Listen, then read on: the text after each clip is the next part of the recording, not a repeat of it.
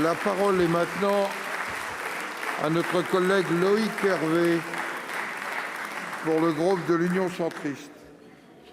Monsieur le président, mes chers collègues, monsieur le ministre de l'Intérieur, la France est un État de droit et elle entend le rester. Alors notre pays ne doit pas être faible. Nous devons être capables de faire appliquer les décisions de la justice ou de l'administration. Des milliers d'étrangers qui sont des prêcheurs de haine et veulent abattre les principes de notre République continuent de vivre sur notre sol. Des décisions les ont pourtant condamnés à quitter notre territoire national. Ils sont nombreux, trop nombreux, à être toujours là.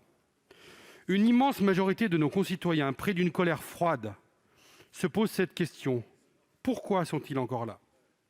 À cette question 1000 fois posée, on nous a 1000 fois répondu « Ah oui, mais vous comprenez, c'est compliqué ».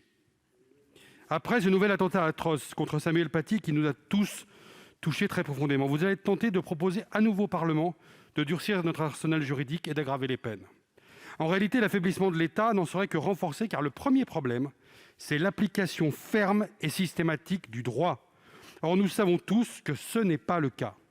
Plus qu'un constat d'impuissance, c'est un terrible aveu. Le président de la République a annoncé vouloir prendre des mesures concrètes et rapides.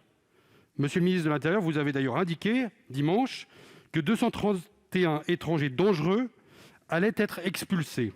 Pouvez-vous prendre l'engagement de revenir dans un mois nous dire combien sont effectivement partis et pouvez-vous nous donner de la visibilité pour les mois qui viennent?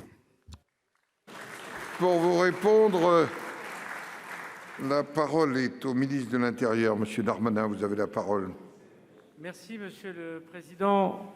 Mesdames et Messieurs les sénateurs, Monsieur le sénateur, je suis tout à fait prêt à venir devant toutes les commissions que vous souhaitez, évidemment, par définition, par construction, mais aussi par conviction, pour répondre à cette importante et difficile question.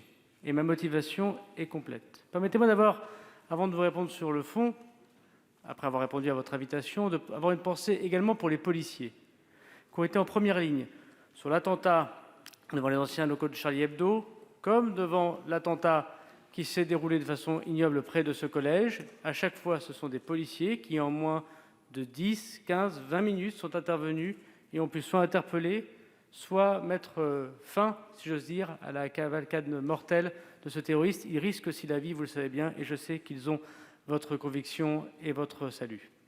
Je voudrais dire, monsieur le sénateur, que faisant malheureusement un lien entre votre question et la question du président Retailleau, et malheureusement ne répondant pas, puisque vous demandez des comptes, et je l'entends, et je suis normalement là pour y répondre, et je le ferai bien volontiers, contre l'idée que M. Paty n'était pas encore enterré, que nous posions déjà des questions, je veux bien faire une comparaison.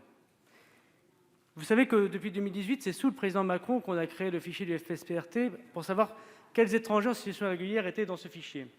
Et depuis 3 ans, c'est 436 étrangers en situation irrégulière qui ont été expulsés et qui étaient radicalisés. Vous savez qu'en 5 ans, entre 2007 et 2012, mais les choses étaient très différentes et moi je ne fais pas procéder d'attention, je note cependant qu'il n'y avait que 24 expulsions. Et alors qu'en 3 ans, entre 2007 et 2010, sur les personnes qui étaient en trouble à l'ordre public, c'était 106 expulsions, fois 5 sous le président Macron, sans doute dans d'autres circonstances. J'ai entendu beaucoup de choses sur les interpellations de situations étrangères en situation illégale. 74 000 sous le gouvernement de François Fillon, 125 000 sous le gouvernement d'Édouard Philippe. Je crois qu'effectivement, nous pourrions comparer nos chiffres.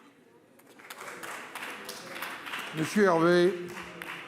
Monsieur le ministre, aucun humanisme ne tiendra le choc si la République ne fait pas appliquer le droit et ne met pas en œuvre les mesures que le Parlement a permis dans la loi. En somme, si l'État ne fait pas appliquer les peines, monsieur le Premier ministre, décidées par les juges dans notre pays. Alors, si certaines personnes étrangères condamnées sont toujours sur notre sol dans un mois, il faudra nous expliquer pourquoi. Si ce sont des raisons juridiques, alors il faudra nous dire précisément et modifier la loi. Si ce sont des raisons diplomatiques, il faudra l'expliquer également aux Français et prendre toute mesure pour que ces obstacles-là soient levés. J'ai conscience qu'en répondant à ces questions, on ne traite qu'une partie du problème.